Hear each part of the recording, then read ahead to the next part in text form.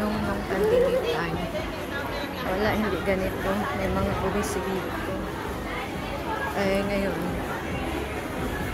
ano na, pwede na lahat. So, ito na nangyari. Grabe na. Parang Divisoria. Ito talaga guys, puro Pilipino ang karamihan. Ay, talagang lakit-lasa po eh. Mga Pilipino po eh. Kasi mga ibang lahi, kasi may mga jowa-jowa dadalhin dito. Ayan, meron din. Sus, dami. Ayan, parang iba dyan magpapakailan. Ano ng box sa taas. Ah, grabe oh. As in, daming tao. Kahit saan.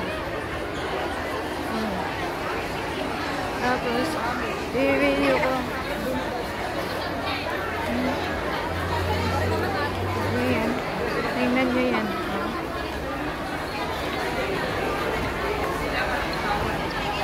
Gaano kadaming tao. Dito daw kayo makikita nilang ang bikay sa hangten. Okay, dito na.